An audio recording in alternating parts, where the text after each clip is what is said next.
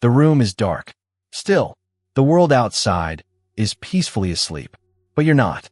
Once again, your eyes snap open in the dead of night. The soft glow of your digital clock pierces through the darkness. 3:21 a.m. You're wide awake. No alarm. No noise. Just a sudden, unexplained awareness pulling you from rest. You shift under the covers, hoping to settle back in. But your mind has other plans. Thoughts begin to rise like steam. About that conversation you wish had gone differently, the doctor's appointment you've been putting off, the weight of responsibilities that never seem to end.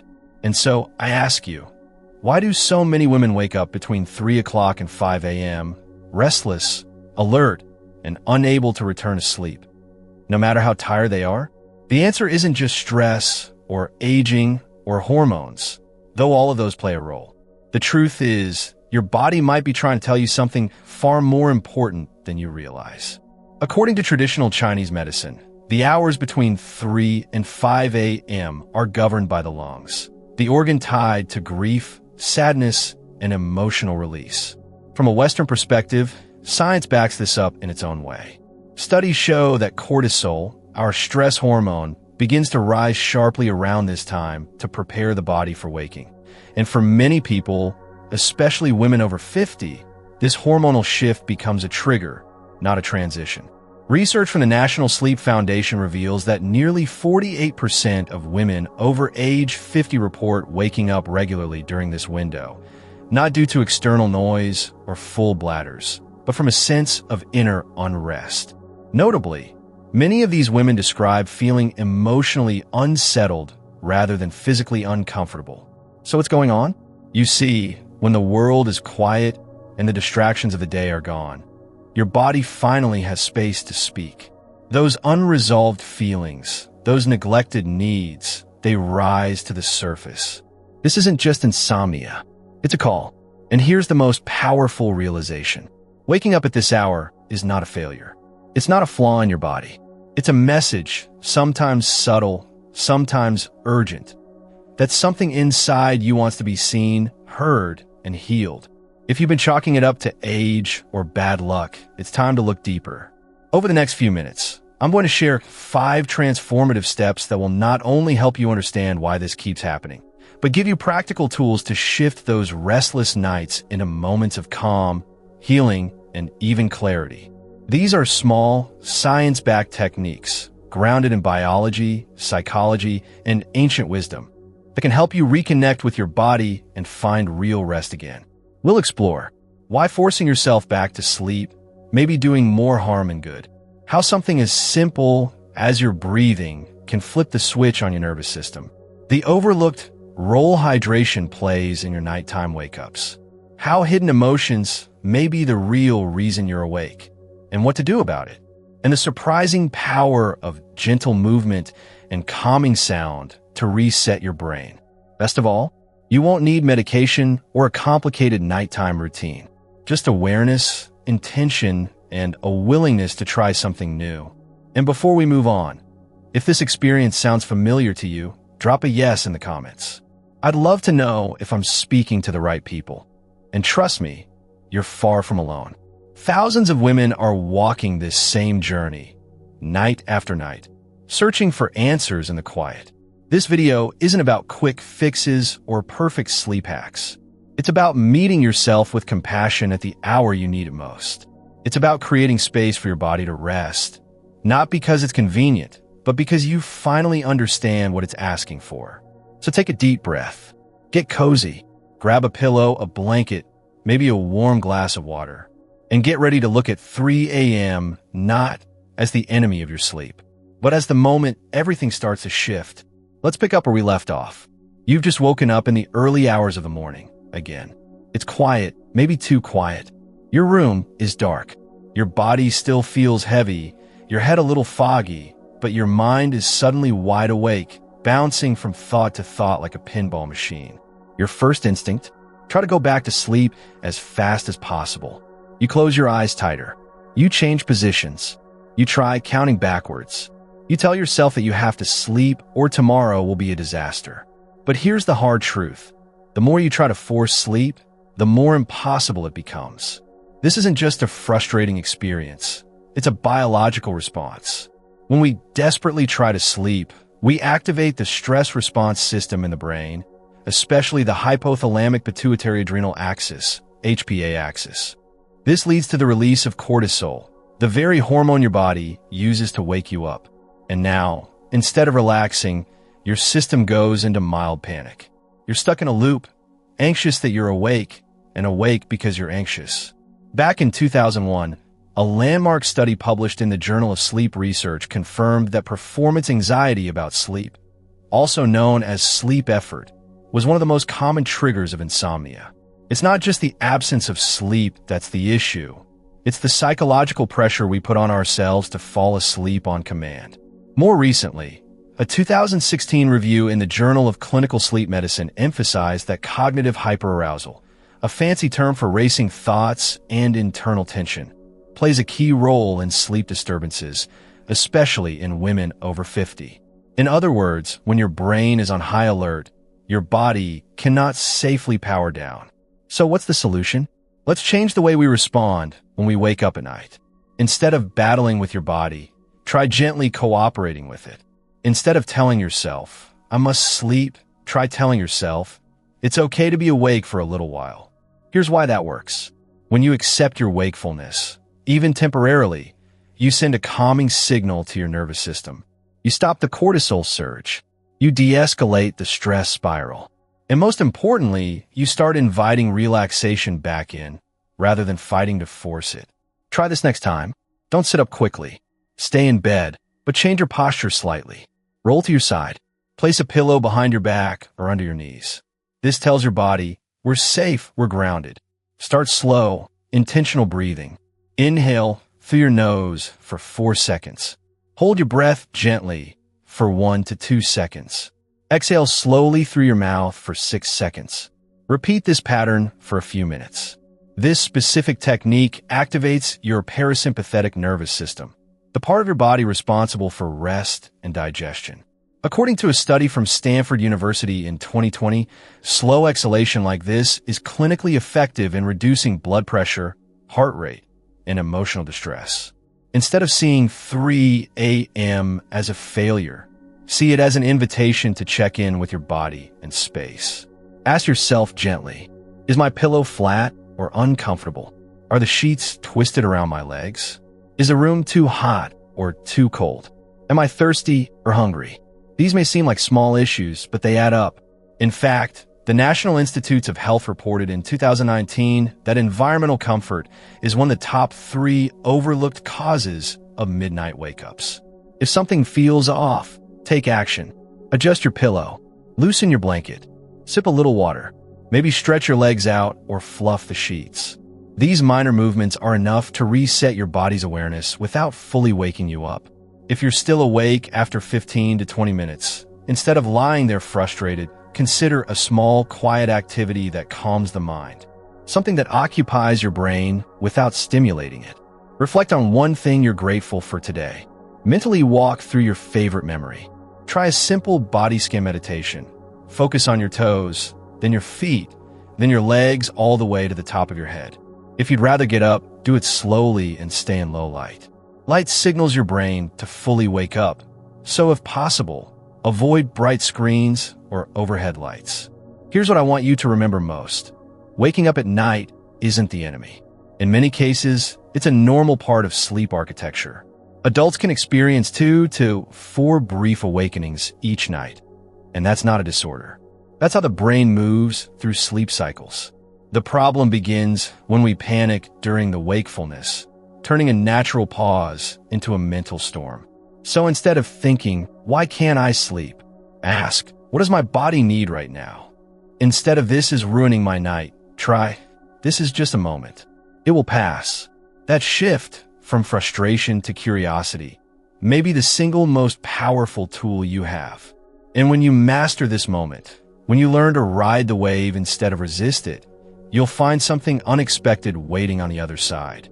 Peace, stillness, and maybe, just maybe sleep. Let's talk about something most people overlook when it comes to sleep. Hydration. You probably associate hydration with daytime habits, drinking water when you're thirsty, after a walk, or during meals. But what if I told you that the water you don't drink, or how you drink it, might be the quiet reason you're waking up at night? Let's explore why your body might be sending subtle signals during those 3 a.m. wake-ups, and how giving it the right kind of hydration can restore your balance and your rest. Our bodies are made up of about 60% water, and every system, from circulation to digestion to brain function, depends on a steady fluid balance. During sleep, we lose water through breathing, sweating, and even slight evaporation through the skin. This happens even when we don't notice it. Now, imagine going 7 to 8 hours without replenishing that loss. For some people, especially older adults whose sense of thirst decreases with age, this can lead to mild dehydration by the early hours of the morning. According to a 2019 study published in the journal Sleep Health, people who sleep only 6 hours or less are 16 to 59% more likely to be dehydrated than those who sleep longer. The researchers found that the hormone vasopressin, which helps regulate water retention, is released more in the later stages of sleep. When sleep is interrupted or too short, your body misses that hydration cue, and you wake up parched, restless, or even anxious. Waking up thirsty is an obvious clue, but there are other, quieter signs that your body is lacking fluids. A dry or sticky mouth, restless legs, or muscle cramps. A sense of internal heat despite a cool room. Feeling off without knowing exactly why. A racing heart or tension in the chest. These sensations may not immediately make you think of dehydration, but they're part of the body's response to an internal imbalance. Your nervous system reacts to the deficiency by creating discomfort, which leads to wakefulness. If you're like most people, you might reach for a cold glass of water in the middle of the night, thinking it will solve everything. But here's the catch. Cold water can actually make things worse. When you're half asleep and your body is trying to remain in a calm, low-energy state, introducing ice-cold water is like sounding an alarm. It causes blood vessels to constrict and activates the sympathetic nervous system, the part responsible for alertness and action. This is the exact opposite of what you want. Instead of helping you return to sleep, cold water can startle your system, making it harder to relax again. So how do you rehydrate without waking yourself up even more? Here's a gentle routine that respects your body's needs. Keep room temperature water at your bedside. This avoids overstimulating your system and allows your body to absorb it more easily. Sip slowly, not quickly. A few small sips are often enough to calm dry tissues and reset your hydration signal. Consider adding a pinch of mineral salt. We're not talking about regular table salt, but unrefined salts like Celtic or Himalayan, which contain electrolytes, minerals like sodium, potassium, and magnesium. These help your cells retain fluid and balance your nervous system. Why is this important? Electrolyte imbalance is common during sleep, especially if you've been sweating more due to menopause, stress, or even wearing warm pajamas. Adding just a tiny pinch of salt or a splash of lemon juice, rich in potassium, can prevent nighttime dehydration without overloading your bladder. Drinking water with intention is more than just a physical act. It's an opportunity to listen to your body. When you wake up and realize you're dry, uncomfortable, or twitchy, think of it as a quiet whisper. Your body saying, I need a little help. Meeting that need gently and thoughtfully is a form of self-care. This practice also helps train your mind. The next time you feel off in the middle of the night, you'll recognize it faster. You won't panic. You'll have a plan, a calm response. In a 2022 survey conducted by the American Sleep Association, over 30% of respondents who practiced intentional nighttime hydration reported better sleep quality within just 2 weeks. They felt less foggy in the mornings and experienced fewer wake-ups throughout the night. That's powerful, and it requires no medication, no expensive gadgets, just water and awareness. Let's shift how we think about nighttime hydration. It's not just a reaction to discomfort. It can be a preemptive act of kindness toward your future self. So tonight, prepare in advance. Place a glass of water near your bed. Keep the room a little cooler.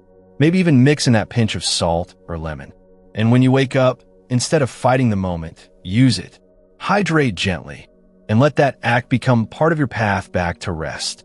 Because sometimes the smallest act, a single sip of warm water, can make all the difference between a night of frustration and one of peace.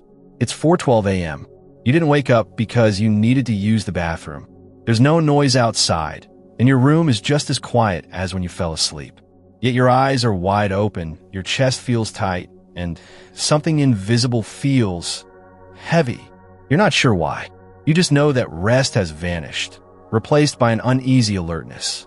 This is more common than you might think. And no, it's not random. For many women, especially in midlife and beyond, unprocessed emotions are the true alarm clocks pulling them from sleep.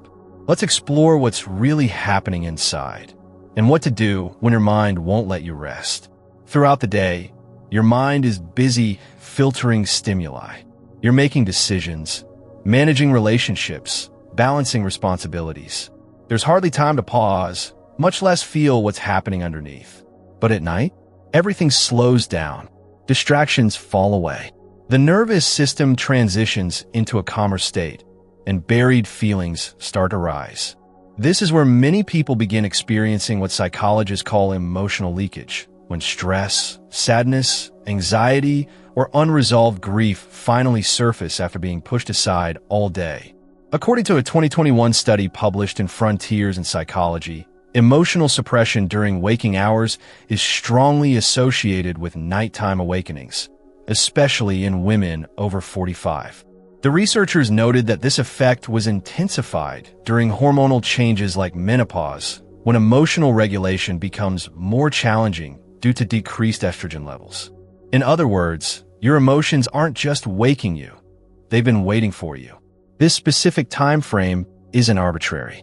Traditional Chinese medicine, practiced for over 2,500 years, teaches that different organs are most active during certain hours of the day. Between 3 o'clock and 5 a.m., the lungs are believed to be at their peak function. But this isn't just about breath. In Chinese medicine, the lungs are also associated with sadness, grief, and letting go.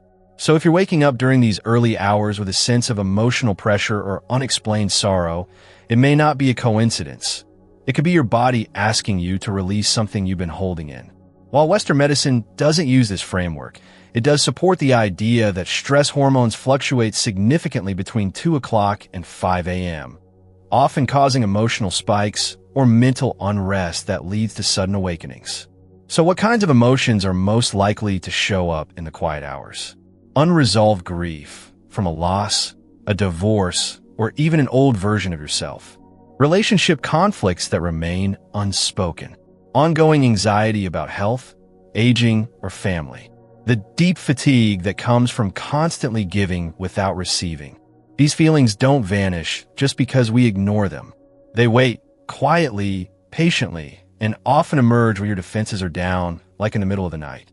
Here's the truth. Trying to push those emotions away at 4 a.m. will only make them louder. Instead, you can respond to them the same way you'd respond to a child who wakes from a nightmare, gently, without judgment, and with curiosity. Here's a step-by-step process to help soothe your mind. Sit up slowly. Use a pillow behind your back. Don't force action. Just allow the shift to signal to your body that you're present. Ask yourself a soft question. What's really on my mind right now? You don't need to find a perfect answer. Just opening that door brings clarity. Grab a notebook or piece of paper. Write freely, even if the words make no sense. No editing. No pressure. Just release. Studies show that expressive writing reduces stress levels, improves sleep quality, and even boosts the immune system. As James Pennebaker, a psychologist who pioneered expressive writing therapy, explains, putting emotional experiences into words allows you to distance yourself from the pain without denying it. There's a quiet kind of healing in simply saying, I feel overwhelmed. I'm scared about what's coming. I miss who I used to be. You don't need to fix these feelings on the spot. You only need to acknowledge them. Once emotions are seen and named, they lose their intensity. They no longer have to scream for attention. By honoring your emotional state instead of resisting it, you give your body permission to release tension. You shift from a state of hyperarousal to gentle awareness, the first step toward real rest. Over time, this practice rewires your relationship with sleep. You begin to see those nighttime wake-ups not as punishments, but as invitations to reconnect, reflect, and gently let go. Next time you open your eyes in the early hours and feel that heaviness in your chest, take a breath. Sit up slowly. Listen to what's there. Maybe it's grief. Maybe it's worry. Maybe it's a voice inside you whispering, "You've been carrying too much." You are not broken. You are not alone. You're simply being asked to listen. And in that listening, you begin to heal. It's 4:23 a.m. You're lying in bed again, staring at the ceiling. You've already tried breathing exercises. You've written down your thoughts. You've even sipped some warm water. But your legs won't stay still. Your shoulders are stiff. The covers are twisted around you like a cocoon. You shift left, then right, hoping to find a comfortable position. Still, sleep refuses to return. Let's talk about what your body is really asking for, a physical reset. When sleep won't come and your body feels tense, what you often need isn't stillness, but movement. Intentional, slow, nourishing movement. Not a workout, not a stretch session. Just gentle physical cues that tell your nervous system, you can relax now. We're safe. There's a common belief that if you stay completely still, your body will eventually drift back to sleep. While this can sometimes work, it often creates the opposite effect. Here's why. When your muscles hold tension for long periods, especially during disrupted sleep, they send stress signals to your brain. If you stay in one position too long, especially while feeling anxious, the nervous system can misinterpret it as a state of vigilance or threat. Your heart rate stays elevated. Your breathing becomes shallow. You feel stuck. In 2018, researchers at the University of California, San Diego discovered that light physical movement, such as slow joint rotations or mild stretches, helped reduce nighttime anxiety and lowered cortisol levels, especially among older adults who experienced frequent nighttime awakenings. This isn't about breaking a sweat. It's about resetting the loop between your mind and body. So, how do you help your body unwind without fully waking it up? Here's a step-by-step sequence you can try, right from your bed. 1. Neck release. Start by dropping your chin softly toward your chest. Feel the back of your neck lengthen. Slowly roll your head to one side, then to the other. Avoid quick or jerky movements. Breathe with each shift. Why this works? Your neck often holds subtle tension from daytime posture, and the vagus nerve, which helps regulate stress, runs right through this area. Releasing it signals to your brain that it's time to unwind. 2. Shoulder drop. Raise both shoulders toward your ears slowly. Hold for a few seconds. Exhale and drop them gently. Repeat this 3 or 4 times. Each exhale helps drain accumulated stress from your upper body. 3. Leg wiggle or shake off. Bend one leg and gently shake it out. Let it bounce lightly. Switch sides. This movement loosens tight muscles and stimulates blood flow. It might feel odd at first, but think of it like resetting a snow globe. Everything slowly settles. 4. Seated fold, bedside stretch. If you're ready to move out of bed for a moment, sit on the edge and hinge at your hips, letting your upper body relax forward. Let your hands rest on your knees or dangle toward the floor. Don't force the stretch. Let gravity do the work. Take deep breaths.